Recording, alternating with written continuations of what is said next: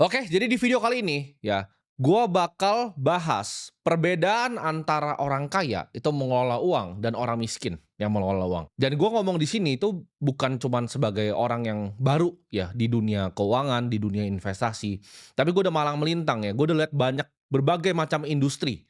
Ya dari industri sawit, dari industri klub malam, dari industri perbankan. Dan ini adalah pelajaran yang sebenarnya gua ambil dari ya konglomerat-konglomerat lah. Kita ngomong di sini top 10 udah banyak dari mereka yang gua ketemu, gitu. Banyak gue belajar dari para naga-naga dan inilah ya, 3 hal yang menurut gua sangat membedakan antara prinsip mengelola uangnya orang kaya dan orang miskin. Supaya dari sini, dari pengalaman gue pribadi dan pengalaman-pengalaman para konglo ini kalian bisa belajar. Orang kaya percaya bahwa kemiskinan itu adalah mindset dan pola pikir, ya. Memang ada yang namanya kemiskinan secara struktural, ya. Memang sulit untuk keluar, tapi bukan berarti lu tidak bisa melakukan sesuatu untuk mengubah hidup lu menjadi lebih baik. Dengan ilmu dan mindset yang matang, kalian pasti bisa sedikit lebih baik keluar dari kondisi kalian sekarang. Itu yang kalian harus tanemin dulu nih, supaya pikirannya terbuka untuk bisa menerima informasi yang gue akan sampaikan. Gue nggak akan pernah janjiin kalian apapun di sini ya. Jadi kaya itu adalah game yang sangat-sangat sulit. Mungkin dari kalian semua yang nonton di sini, 2,8 juta orang yang nonton di sini, yang jadi kaya mungkin yang beneran jadi kaya cuma 20 ya. Tapi gue percaya kalau kalian fokus, kalian disiplin, kalian dengerin apa kata-kata yang keluar dari mulut gue, hidup kalian akan sedikit lebih baik, ya. Gue nggak ngomong kalian bisa jadi kaya raya, ya. Tapi hidup kalian jadi lebih baik itu pasti, ya. Bukan dalam 1 sama 2 tahun, tapi dalam 20 tahun kalian hidup, ya, hidup kalian pasti jadi lebih baik. Nah, ini perbedaan yang paling fundamental pertama, ya, dari orang kaya dan juga orang miskin, ya. Karena gue juga punya kenalan orang yang miskin, gitu loh. Yang kerja sama gue ada yang masih golongannya miskin. Jadi gue suka sama ngobrol gitu, gue survei, kadang gue biasa ngobrol sama satpam juga, kadang gue ngobrol dengan konglomerat. Ya, ini perbedaan yang paling fundamental menurut gue. Orang kaya itu investasi, orang miskin tuh fokusnya konsumsi. Jadi fokus tujuan hidup dari uangnya itu udah berbeda. Orang miskin tuh fokus ya kan dia kerja, ya kan dapat gaji, bayar cicilan, bayar tagihan. Habis itu sisanya apa? Ayo kita konsumsi. Pokoknya dia gajian ya, dia bayarin tagihan habis itu. Terus dia konsumsi habis itu. Uang itu cepat banget keluar dari orang miskin. Begitu uang datang nih, misalnya gaji 4 juta datang, sep, bayar tagihan, segini segini segini segini, sisa ada 400 ribu terakhir, ah ini pakai nonton bioskop sama pacaran sama cewek. Atau misalnya ada 200 ribu terakhir, ah ini beli kaos sama beli sepatu satu. Orang miskin tuh selalu nganggep uang itu sebagai hal yang harus dikeluarkan secara cepat. Jadi mereka nggak pernah ngerasain uang tuh ada di tangan mereka. Gaji itu langsung hilang, bayar-bayar sana sini, ada sisa sedikit, mereka tidak pakai untuk investasi. Tapi mereka pakai lagi untuk tadi, untuk validasi, untuk konsumsi. Mereka skeptis banget sama kata-kata yang namanya investasi. Karena orang miskin ini kan kebanyakan bodoh ya. Jadi segmen miskin ini kebanyakan gue sebut arogan, bodoh ya. Tapi banyak juga yang bodoh ini. Akibat kebodohan mereka apa? Mereka tertipu dengan investasi bodong biasanya. Contohnya seperti robot trading, ditawarin, "Oh ini ada robot nih bisa 10% sebulan." Orang miskin nih paling percaya hal-hal begitu, yang nggak kerja, yang mudah, yang gampang. Tapi kalau disuruh, "Oke investasi ya, ini lu pelajari nih ya, cara perusahaan bekerja tuh seperti ini, laporan keuangan tuh cara bacanya seperti ini, rasio keuangan tuh seperti ini cara bacanya." Mereka, "Aduh susah, ribet, pusing, nggak mau." Tapi ini ada robot nih 10%. Mereka ke robotnya. Mereka kena tipu, uangnya hilang semua, habis itu mereka tidak pernah lagi mau yang namanya investasi. Mereka anggap semua investasi adalah penipuan. Ketika keluar Bitcoin, oh Bitcoin itu scam. Ketika ada properti ini, oh ini pasti scam. Karena dulunya mereka pernah ketipu, karena kebodohan yang mereka punya sendiri, mereka kena iming-iming dari teman, hidupnya jadi berantakan. Orang kaya itu melihat uang itu sebagai benih yang bisa tumbuh. Setiap rupiah yang gua hasilkan dari gua masih kecil, itu gua anggap sebagai benih yang bisa gua tumbuh untuk jadi pohon yang besar di masa depan. Gimana caranya dari uang yang sedikit ini, itu bisa ke depannya bisa jadi gunung ya, bisa jadi uang yang menghasilkan uang lagi. Bukan uang ini gua habiskan untuk beli sepatu. Orang kaya itu fokus ke pertumbuhan aset yang mereka miliki, bukan barang yang mereka miliki. Contoh ya, orang miskin nih, kita ngomong. Orang miskin dapat gajian ya, ketika gajinya turun, mindset miskin ini akan ngapain, "Oke, ini ada sisa segini nih dari semua tagihan gua, ini bisa nggak ya gua nyicil handphone iPhone bekas biar gue bisa gaya foto di depan kaca, atau untuk gua pamerin di rekan-rekan kantor gua ya." Dari misalnya 400, 500 ribu sebulan yang gue sisihkan, apakah ini bisa gue pakai untuk bahkan cicil handphone bekas? Kalau orang dengan mindset kaya, ya, mereka punya pikiran yang berbeda. Oh, dari 400 sama 500 ribu ini, apa yang bisa saya lakukan? Dibanding saya beli handphone, bisakah saya punya kepemilikan dari perusahaan iPhone-nya? Apple-nya bisa nggak ya saya beli sahamnya? Kenapa saya harus beli iPhone bekas? Kenapa saya nggak punya kepemilikan kecil dari Apple? Nah, itu udah fundamental pemikiran yang sangat-sangat berbeda. Orang miskin itu sangat-sangat konsumtif, orang kaya itu tahan sama yang namanya godaan. Mereka bisa menunda yang namanya kesenangan. Ingat, bangun aset dulu, gaya hidup itu nanti, ya ketika sudah punya cukup. Kenapa gue bilang orang kaya itu fokus membangun aset? Dari kecil ya kan, gue waktu itu lihat Warren Buffett, dia mendapatkan dividen dari Coca-Cola itu lebih besar dibanding semua direksinya yang bekerja seumur hidup. Di situ gue tahu, oh, gue bermimpi di situ. Bagaimana ya kalau suatu saat Timothy yang waktu itu masih kecil, masih SMP, dia punya 0,1, waktu itu impian gue cuma 0,1 dari bank yang paling besar di negara ini. Wah, kayaknya nikmat banget tuh dihitung-hitung kan 0,1. Oh, ini harus berapa puluh juta lembar ya punya sahamnya. Oh, dividen dari segini kalau misalnya 2% atau 3% aja bisa membuahkan segini. Itu mimpi gue dari gue kecil. Gue nggak pernah mimpi mau pamer ke orang, mau pamerin ini, pamerin itu, enggak. Mimpi gue pengen punya 0,1 dari perusahaan yang besar. Orang miskin itu pakai uang sebagai pelarian, gue sebutnya, dalam tekanan hidup. Jadi ketika hidup dia dianggap stres, dianggap sulit, uang itu jadi dijadikan pelarian. Oh, boleh dong saya self reward, oh boleh dong saya belanjain diri saya sendiri, saya pengen deh belanja sepatu yang saya pengen deh belanja tas yang saya pengen deh belanja baju yang saya udah impi-impikan buat saya pamerin di temen lu yang sebenarnya nggak peduli dan malamnya mereka semua udah lupa sama tas baru lu itu. Nggak ada yang peduli. Pembelian orang miskin itu semuanya ya, menurut gue pribadi itu hanya efek dari pencarian validasi sosial. Mereka gengsi nggak punya mobil. Kalau gue di posisi yang lagi merintis, gue naik Gojek, naik Grab setiap hari nggak masalah. Gue tidak punya gengsi. Zaman gue masih jadi wedding organizer, gue keliling-keliling jadi agen properti. Gue naik ojek biasa-biasa aja gitu.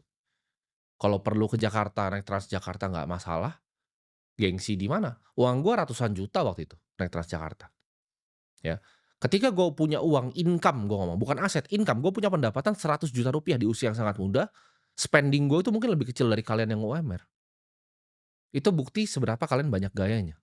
Karena dari sekian 100 juta yang gue bikin nih, 97 juta, 98 juta kalau bisa, itu gue pakai, gue tanam gitu. Di investasi, baik itu kepemilikan perusahaan, ya kan, baik itu juga Bitcoin. Gue cari aset yang langka gitu. Kalau sekarang kan udah lebih banyak ya, aset-aset gue. Self reward untuk gue pribadi itu adalah ya tadi konsep bayar diri lu sendiri. Ketika lu punya gaji 4 juta, bisa berhasil sisihin 400 ribu atau sejuta. Sejuta ini lo harus pakai nih. Untuk apa nih sejuta ini? Jangan sembarangan lu pakai cuma untuk belanja hal-hal yang nggak penting. Jangan dipakai bahkan untuk cuman cicilan untuk lo pamer punya handphone bagus. Self reward gue apa? Self reward gue tadi, gue punya kepemilikan dari perusahaan. Gue punya aset yang langka dan diinginkan banyak orang. Itu self reward gue. Sampai detik ini. Kan kalian mungkin pikir, oh tapi kan lu punya banyak barang-barang mewah. Betul. Orang kaya yang gue perhatikan ya, itu konsumtif pakai hasil dari investasinya. Jadi bibitnya dia tanam, jadi pohonnya rindang, buahnya diambil dia makan. Maksudnya apa? Orang kaya nih, punya saham 100 miliar di perusahaan TBK. Dividennya 3%. Dia mendapatkan 3 miliar misalnya per tahunnya. 1 miliar itu dia pakai untuk beli Alphard mobilnya. Nah, itu orang kaya. Orang miskin ya, duitnya 2 miliar, 1 miliar itu dipakai untuk beli Alphard. Nah, itu orang miskin. Atau dia asetnya cuma 2 miliar, dia nyicil Alphard. Itu orang miskin pasti. Kalau kalian pernah dengar ada orang bilang, "Oh, mau beli mobil A ini sebenarnya gampang lah, tapi lagi nggak pengen dulu." Itu artinya itu pasti orang miskin. Karena orang kaya kalau sudah mampu beli aset seperti itu buahnya dari pohon. Itu hasilnya dari bibit yang dia tanam 10 tahun lalu. Orang yang bilang, "Oh belum mampu, bisa tapi nggak mau beli ini." Itu adalah orang yang belum punya pohonnya, ya. Orang yang udah punya pohonnya, buahnya tuh udah banyak. Dia bisa pakai buahnya dia petik untuk dibagikan ke orang lain, ya. Petik buahnya pakai bangun sekolah, petik buahnya lagi pakai bangun sekolah. Karena pohonnya udah ada, udah rindang. Orang miskin tuh gaya hidupnya meningkat terus ya, jadi pendapatnya meningkat, 4 juta pertama, 6 juta, 8 juta, 10 juta. Dia 10 juta pun gajinya, pengeluaran jadi 10 juta. Makan di restoran sedikit lebih mahal. 20 juta, oh lebih naik lagi dia. 50 juta, dia lebih naik lagi. Dia mulai nyicil BMW seri 3 itu gaji 50 juta. Gue beli mobil 1 miliaran pertama, itu di saat aset gue itu 100 miliar. Ya, udah menghasilkan bunga dari sana. Jadi ingat ya, kesimpulannya dari poin pertama ini adalah orang miskin tuh sibuk cari validasi, orang kaya itu sibuk gimana caranya bikin pohon yang itu nanti sangat rindang, yang buahnya bisa dipakai untuk dirinya, bisa dipakai untuk keluarganya, bisa dikasih makan untuk anak-anaknya, dan bahkan bisa bermanfaat untuk orang lain. Nah ini poin kedua yang gua tangkap dari ngobrol sama banyak konglomerat, nggak cuma konglomerat tapi kita ngomongnya rising star yang umur 30 tahun yang sekarang paling top-topnya ya. Kalau di 20-an gue belum lihat ada, di 30-an ini udah banyak yang rising star dan sama yang sudah berumur mungkin yang sudah 70, top 5 paling kaya, top 4 paling kaya. Orang kaya itu selalu punya yang namanya rencana. Orang miskin tuh hidup apa adanya. Orang kaya maksudnya apa? Mungkin kalian banyak bingung, "Oh, maksudnya apa nih orang kaya punya rencana?" Orang kaya itu selalu punya visi jangka panjang, hidupnya tuh mau seperti apa. Dia perusahaannya mau dibikin seperti apa, apakah perusahaan ini mau dijual atau enggak dia sudah tahu. Salah satu mentor gua, Pak Toto Sugiri itu pernah ngajarin gue seperti ini. Ketika dia punya perusahaan-perusahaan software dari dulu, dia anggap itu sebagai seniman membuat lukisan. Jadi tidak ada attachment di dalam situ. Dia sudah tahu kalau dia bikin satu perusahaan ini, memang sudah ada niatnya untuk dia menjual perusahaan ini. Jadi orang kaya itu rencananya panjang, dari awal dia bikin perusahaan dia udah tahu ini bahkan lukisan yang akan dijual. Mereka itu kalau mau bekerja bahkan, orang yang kaya itu sudah tahu, ya, kira-kira karirnya ini mau kemana, mau dibawa kemana karirnya. Bisnisnya tuh mau dikembangin seperti apa, apakah mau dijadikan bisnis seumur hidup, apakah mau dijadikan bisnis lukisan yang akan dijual, asetnya ditaruh di negara yang mana, diproteksi seperti apa, dipertahankan seperti apa. Orang miskin itu hidup nggak ada aturan dan nggak ada rencana. Dia bahkan rencana untuk anak ngebayar anaknya sekolah aja nggak ada rencana. Untuk makan nanti malam aja dia nggak ada rencana. Kenapa? Karena kayak tadi, dari awal punya duit sembrono. Nggak punya skill, nggak mau upgrade diri, nggak mau nonton seperti ini. Orang miskin tuh pikirnya sempit dan pendek. Jadi ketika ada kebutuhan yang mendadak atau mendesak, itu mereka langsung kelabakan dan kewalahan. Ujung-ujungnya jadi berantem terus kalau orang miskin itu. Karena ketika ada hal tidak diduga yang membutuhkan uang yang dia tidak punya perencanaannya, itu selalu jadi berantem di keluarga. Ini gue flashback sedikit ketika gue masih miskin ya. Gue waktu punya usaha, ya usaha dagang, dagang minyak rambut, dagang sedotan waktu itu. Itu bukunya itu nggak jelas. Buku ini gue sebut di sini term akuntansi ya. Bukunya itu nggak jelas. Gue cuma pikir, "Oke ini dapat uang segini, HPP segini, ini bersih." Gue nggak ngerti tuh, bahasa dari bisnis akuntansi sama sekali tuh nggak mengerti. Nggak ada perencanaannya, gue nggak ada proyeksi omsetnya mau ke mana. Gue nggak ngerti apa itu working capital, cara ngitung inventory yang benar itu seperti apa, nggak ngerti apa-apa gue. Alhasil apa? Bisnisnya bangkrut. Kalian tuh mungkin ada yang berbisnisnya selama 20 tahun ya, kalau kalian tuh tidak mengerti yang namanya akuntansi, mungkin bisnis kalian tuh nggak pernah untung selama ini. Profit yang salah dipakai belanja, akhirnya bisnis tergerus tergerus tergerus, makanya bisnis banyak banget yang bangkrut. Orang kaya itu selalu punya tujuan dari jangka pendek nih, menengah, sama panjang. Pendek tuh bagaimana? Oke, ini perencanaan kalau ada apa-apa secara darurat di perusahaan gue begini, cara cover-nya bagaimana? Menengah, kira-kira perusahaan gue ini mau ekspansi kemana? Kalau mau ekspansi ke sini apakah bijak? Lini bisnis yang kita punya ini kalau kita ekspansi ke lini bisnis yang lain, apakah ini masih dalam koridor yang sama? Tujuan jangka panjang. Oke, kalau ini harta yang kita memiliki nih, 30 sampai 50 tahun, gimana caranya kita bikin ini bertahan 100 tahun? Kalau orang miskin, gue ngomong gitu ya, mungkin udah ada yang bakal komen ya, "Wah masa sih lu akan hidup sampai 100 tahun?" Itu bukan masalah gue hidup atau enggak, itu namanya perencanaan. Karena orang bijak itu membuat perencanaannya sampai buat anak-anaknya nanti. Jadi kalau orang miskin tuh nggak akan pikir, "Oh ngapain sih mikir jauh-jauh, kayak lu tahu hidup aja." Bukan itu poinnya. Itu exactly kenapa Anda masih miskin. Orang miskin ketika dapat gaji, ya dia nggak punya perencanaan, dia langsung pikir, "Oke ini gue pakai untuk kesenangan apa nih hari ini?" Ya. Ketika orang misalnya bekerja ya kan, oh ini orang miskin dan orang bodoh nih, ya miskin nih campur bodoh. Dia punya gaji 20 juta. Oke setelah dia bayar cicil-cicilannya ya kan, "Oh ini ngapain nih?" Dia WA ke grup teman-temannya berlima. "Oke kita mau main LC," gitu kan. Uangnya habis di sana. Dia nggak ada pikiran untuk anaknya sekolah masa depannya, uang pendidikan anaknya, enggak. Jadi konsep yang harus ditanam sama orang miskin adalah ketika masih punya uang sedikit, punyalah perencanaan yang benar gitu. Dari setiap 4 juta yang kamu dapatkan, minimal 400 ribu itu kamu tabung, ya. 800 ribu lebih baik, 1 juta lebih baik pasti. Jangan dipakai untuk aneh-aneh, jangan dipakai hanya untuk kesenangan semalam, jangan dipakai hanya untuk kesenangan sesaat. Orang miskin tuh kebanyakan pasrah, gue sebutnya, pasrah sama nasib. "Ah, dia mah orang kaya pasti jahat. Ah, dia mah orang kaya begini. Saya ini miskin karena papa saya miskin, ada hutang." Mereka itu alasannya segudang, ya. Gua itu datang dari minus, ya. Orang yang bayar ya, gue ditempatin di sekolah yang orang bilang menengah ke atas, dan gue harus bayar sekolah gue sendiri, gue harus bayarin kuliah cici gue harus bayarin sekolah adik gue harus bayarin kuliah adik gue. Jadi nggak ada alasannya gitu loh. Nggak ada alasan sama sekali menurut gua, karena ini semua tuh cuman perbedaan pikiran. Kalau lu mengerti apa yang gua mengerti, pasti hidup lu berubah. Nah, ini yang ketiga nih, yang terakhir. Perbedaan yang menurut gua paling krusial dan paling fundamental dari orang kaya dan orang miskin. Orang kaya itu haus sekali untuk belajar, sedangkan orang miskin itu kecenderungannya sok pintar. Kayak tadi, gua ngomong seperti ini, bakal banyak yang bantah gua. Banyak sekali kan, gua kadang suka lihat komentar-komentar yang sok pintar. Tapi pertanyaannya kapan, ya? Lu pernah lihat orang seperti gua, itu mau duduk begini, ini kan anggapnya kayak lu duduk di meja meeting gua tuh, di seberang. Ini sama aja kayak lu datang ke kantor gua, duduk di sebelah gua. Siapa yang akan mau duduk sama lu, orang seperti gua? Jawabannya tidak ada. Tapi dengan akses gratis, lu cuman modal kuota, ini gratis semuanya. Gua tidak pungut biaya untuk lu bayarin gua makan di sini, ya, bayar kopi aja enggak, tapi gua kasih akses ini gratis. Tapi masih ada yang skeptis. Kenapa? Karena orang miskin tuh punya kecenderungan untuk sok pintar. Ini gue kasih tahu ya, gue pribadi dan partner gue, Bro Kakak, ya, kita berdua tuh ngabisin mungkin miliaran, hanya untuk investasi di ilmu yang kita punya sekarang. Total kelas dan buku yang kita beli, itu udah miliaran. Semua yang kalian bisa pikirin itu udah pernah gue beli. Dan gue pun punya banyak sekali ya, teman-teman bahkan yang sepantaran, yang lebih tua sedikit, itu haus sekali dengan ilmu ya. Gue punya satu teman namanya Andrew, partner di Holy Wings juga, dia punya 2.000 ya, outlet gadainya 2.000. Kalian bisa cari aja tuh di jalanan, mungkin ada kalian ketemu. Itu hobinya dulu, itu ikut workshop dan ikut seminar. Setiap bulannya dia ikut seminar sama ikut workshop. Yang kadang dia pernah cerita waktu itu ke gua.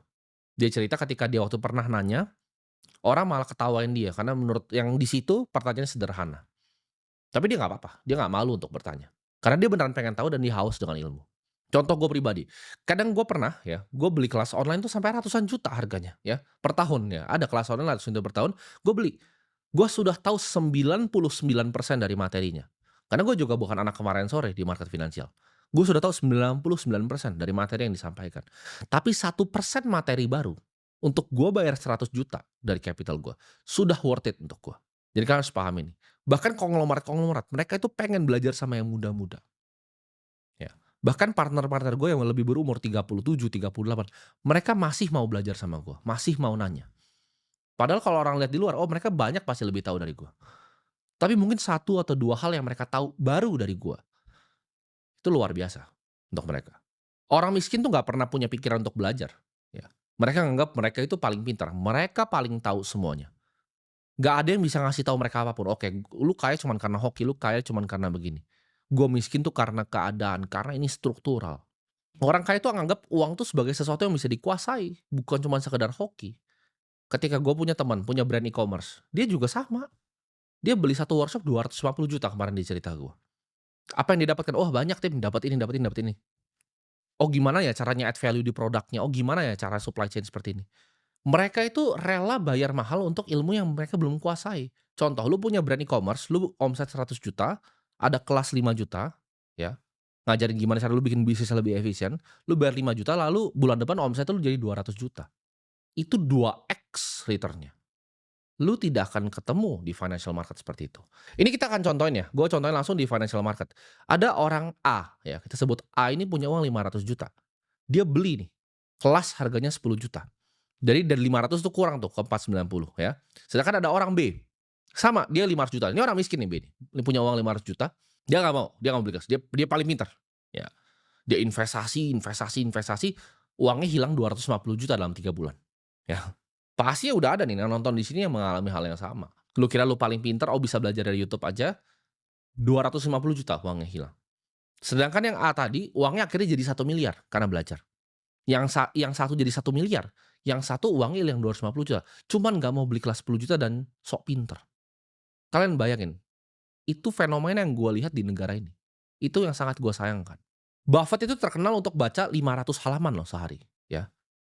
Dia suka baca 500 lembar setiap hari sampai sekarang.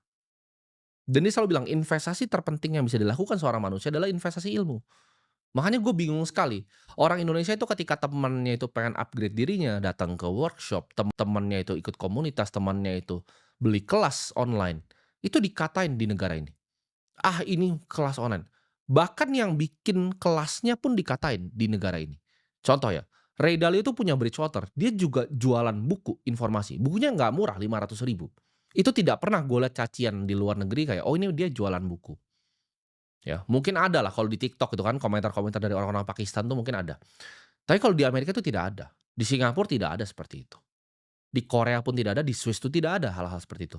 Itu hanya ada di negara-negara yang sangat berkembang dan isi rakyatnya sangat-sangat bodoh. Karena mereka ini membenci ilmu dan mereka merasa mereka pintar. Ah, orang ini penjual kelas. Ah, orang ini beli kelas. Yang beli dikatain, yang mau ngajar pun dikatain juga. Orang kaya itu lebih fokus beli ilmu. Orang miskin nih ya, itu fokus tadi, beli sepatu untuk dia pamerin di tongkrongan. Orang miskin tuh sibuk untuk mencemooh orang lain yang mau upgrade dirinya. Harvard pun menjual ilmu. Ray Dalio pun punya kelas. Dia punya kelas di satu platform namanya Masterclass, di mana dia mendapatkan royalti tiap kali orang nonton video itu. Tapi apakah dia butuh duitnya? Kita nggak ada yang tahu. Mungkin dia pakai untuk donasi, dia pakai untuk hal-hal yang lain. Tapi kalau di Indonesia begitu bukan hal yang baik gitu, dianggap sebagai hal yang sangat negatif. Kalian tahu nggak, bahkan Warren Buffett tuh juga pembeli kelas. Dia beli kelasnya Dale Carnegie. Jadi Warren Buffett itu belajar public speaking, bisa ngomong seperti di Berkshire itu karena dia ikut kelas bagaimana caranya public speaking. Dari hasil public speaking dia, yang bisa dilakukan adalah apa? Dia bisa influence orang banyak. Bahkan Charlie Munger tuh terkenal, dia adalah pengikut setianya Cialdini, ya, yang bikin buku judulnya Influence kalau kalian tahu. Itu yang mereka lakukan supaya orang nanti percaya juga dengan public persona mereka, percaya dengan track record-nya, dan ikut berinvestasi di sahamnya Berkshire Hathaway. Dari hasil dia beli kelas. Bahkan dia bilang, itu investasi terbaik yang dia pernah lakukan seumur dia hidup. Kemampuan dia untuk akhirnya jadi bisa public speaker yang baik. Kemiskinan itu kalian harus ingat, itu kadang bukan cuma soal rekening, ya. Tapi kemiskinan tuh ada di cara berpikir kalian semua. Jadi kalau kalian pernah mikir seperti itu, "Ah, ini nggak mau investasi ilmu," mungkin karena itulah kalian jadi miskin seumur hidup. Karena itulah kalian nggak pernah bergaul di kumpulannya orang kaya. Jadi, gua akan simpulin secara singkat ya. Yang pertama, orang kaya itu fokusnya investasi bukan konsumsi. Yang kedua, orang kaya itu punya perencanaan. Orang miskin tuh ya hidup ngasal aja, apa adanya. Dan yang ketiga, orang kaya itu investasi di ilmu, mereka haus cari ilmu, sedangkan orang miskin itu sok pintar. Jadi, kenapa gue simplifikasi seperti ini videonya? Karena gue pengen ini bisa ditonton sampai 100 tahun ke depan. Karena gue percaya prinsip-prinsip ini sudah dari ratusan yang gue ngobrol sama orang, gue reiterasi sama diri gue sendiri. Cuman 3, ya. Kesimpulan gue memang cuman 3 ini. Lu lakukan 3 ini, konsisten lah di bidang lu tuh selama 20 tahun, gue percaya ya, kedepannya hidup lu pasti berubah. Karena gue ada di sini sekarang, gue di fase hidup yang berbeda. Gue nggak di sini untuk gue cari uang dari gue nyalain kamera, seperti gue bilang tadi, pohon gue ini sudah rindang, buah gue sudah banyak, ya. Investasi gue juga cuman sederhana, ya. Gue punya perusahaan yang besar sekali, gue punya beberapa perusahaan, gitu. Gue nggak perlu lakuin ini semua. Tapi gue lakukan ini apa? Untuk apa? Untuk hadiah balik, ya, untuk bangsa ini. Supaya ke depannya kalian yang berhasil tanam bibitnya jadi pohon, jangan dibagi buahnya ke gue punya pohon yang sangat rindang. Buahnya kalian tolong bagikan ke sesama, gitu. Entah kalian ada yang punya panggilan di kesehatan, mungkin punya panggilan seperti gue di pendidikan, ya. Kalian mungkin bantu nanti ke depannya bangun-bangun sekolah juga, atau punya panggilan di bagaimana caranya membereskan pangan, itu kan masing-masing ya. Ada yang mungkin di kesehatan, ada yang mungkin di pendidikan, ada yang di tempat lain, ada yang mungkin di anak-anak yatim. Gue pengen kalian bisa jadi manfaat dengan buah yang kalian tanam pakai ilmu yang gue kasih di sini, ya.